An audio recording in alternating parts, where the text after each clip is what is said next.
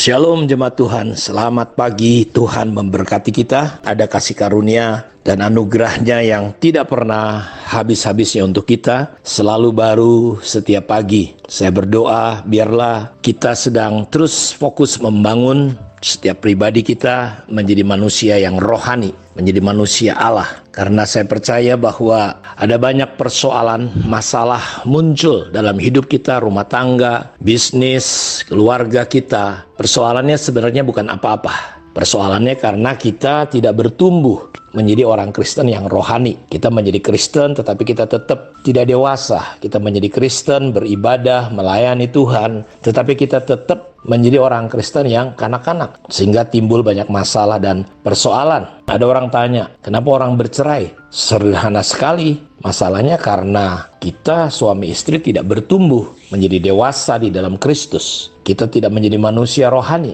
Kenapa ada percekcokan, pertikaian, sampai berakhir perceraian? Yesus berkata, yang pertama karena kita tidak kembali kepada prinsip pada mulanya. Yang kedua, karena ketegaran hati. Ketegaran hati cerita tentang bagaimana kita menjadi orang percaya, tetapi kita tidak bertumbuh menjadi manusia yang rohani. Karena itu kita sudah belajar kemarin bahwa ciri atau ukuran yang dipakai untuk menjadi seorang itu rohani atau tidak bukanlah masalah pelayanan, juga bukan masalah berkat. Sehingga kita seringkali orang jadi banyak bingung, membingungkan banyak orang Kristen, banyak orang kecewa, terluka, akhirnya meninggalkan Tuhan karena melihat banyak orang-orang yang terlibat pelayanan, punya gelar pendeta, sintua, diaken, melayani di atas podium. Tetapi pada satu titik tertentu mereka punya konflik, mereka saling menjelekkan, mereka tinggalkan pelayanan, mereka mulai sakit hati, kecewa, dan itu berdampak buruk. Karena itu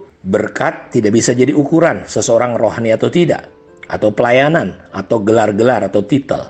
Itu tidak bisa jadi ukuran rohani. Karena itu saya mau katakan bahwa salah satu ciri, nah hari ini kita ingin belajar ciri orang-orang yang bertumbuh secara rohani. Yang pertama saya katakan bahwa ada belas kasihan di hatinya. Setelah pikirannya, perasaannya berubah paradigmanya, maka ketika dia mulai fokus kepada pertumbuhan, karena di dalam Roma 12 ayat 2 bahwa berubahlah kamu oleh pembaharuan budimu sehingga kamu mengerti. Jadi ketika kita mulai bertumbuh menjadi manusia rohani lewat kita tidak lagi mengikuti keinginan daging, pikiran kita mulai berubah, kita akan mulai mengerti.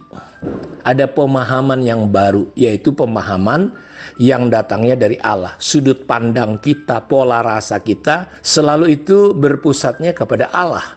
Sehingga kita bisa mengerti kehendak Allah yang baik, berkenan, dan yang sempurna. Sehingga ada pemahaman ketika kita melihat orang, ya, belum berubah sekalipun pasangan kita, maka paling tidak Bapak Ibu, ketika kita bertumbuh menjadi manusia rohani, kita cara pandangnya berbeda.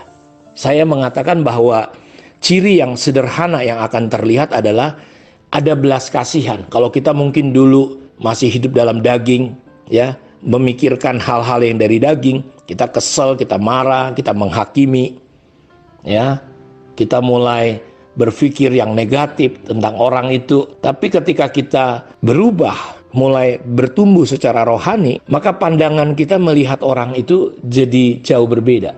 Kita tidak kesel lagi, tetapi justru kita melihat orang-orang yang tidak ideal itu ada rasa belas kasihan. Ya, ada rasa belas kasihan di dalam hati kita, sehingga kita memandangnya menjadi berubah, berbeda. Kalau saudara lihat dari kitab Injil Matius, kita akan belajar dari kitab Injil Matius ini di dalam pasal 9 ayat 13. Jadi pergilah dan pelajarilah arti firman ini. Yang ku kehendaki ialah belas kasihan dan bukan persembahan, karena aku datang bukan untuk memanggil orang benar, melainkan orang berdosa. Jadi kita melihat dari ayat ini bahwa Tuhan menghendaki belas kasihan, bukan masalah persembahan. Ada orang, saudaraku, dia memberi persembahan tapi tidak punya belas kasihan. Kalau saudara makin berubah, ciri orang yang semakin bertumbuh menjadi manusia rohani, dia punya belas kasihan di dalam hidupnya. Sehingga kita mengerti, bukan masalah pelayanan, bukan masalah ini, tapi hati kita apakah dipenuhi dengan belas kasihan. Lihat hati Yesus, saudaraku, pengajarannya yang kukehendaki ialah belas kasihan. Makanya hati Yesus, dia selalu bergerak dan digerakkan oleh yang namanya belas kasihan. Makanya menurut saya, kalau saudara makin berubah, bertumbuh menjadi manusia rohani, ada beban di hati saudara untuk jiwa-jiwa. Saudara tidak egois, saudara mulai punya waktu walaupun saudara sibuk, saudara akan usahakan punya waktu mulai menemani orang-orang. Ada belas kasihan. Jadi kita nggak konsentrasi hanya bekerja, cari uang, tetapi kita mulai melihat manusia, ada beban tertentu, ada dorongan di dalam hati kita. Pelayanan-pelayanan banyak mundur dan tidak bisa terjadi dampak apapun. Kenapa? Karena banyak orang Kristen tidak bertumbuh secara rohani. Kenapa? Buktinya apa? Tidak ada belas kasihan. Dalam ayat 36-nya, melihat orang banyak itu, tergeraklah hati Yesus oleh belas kasihan kepada mereka, karena mereka lelah dan terlantar seperti domba yang tidak bergembala. Pertanyaan saya, saudara, adakah di hati kita belas kasihan ketika melihat manusia? Banyak orang pelayanan, suka pelayanan di mimbar, mimpin pujian, ini dan itu. Tapi dia nggak pernah punya belas kasihan. Dia nggak pernah punya beban untuk manusia. Tidak ada satu orang pun yang dia layani, dia temanin. Dan saya mau katakan bahwa manusia rohani bukan manusia pelayanan. Orang pelayanan belum tentu jadi manusia rohani. Karena dia akan sibuk pelayanan, marah kalau pelayanannya diganggu, marah kalau jadwalnya dikurangin. Dia merasa jago, hebat kalau dapat jadwal. Tapi ketika tidak dijadwal, dia sakit hati. Kenapa? Karena manusia rohani itu tidak pelayanan, bukan manusia pelayanan, tapi di hatinya ada belas kasihan seperti kayak Yesus. Melihat orang banyak itu, tergeraklah hati Yesus oleh belas kasihan. Melihat orang-orang, coba lihat sekarang. Siapa yang bertanggung jawab melayani misalnya wanita-wanita tunasusila? Siapa yang terbeban melayani misalnya korban daripada wanita-wanita pelecehan seksual, narkoba?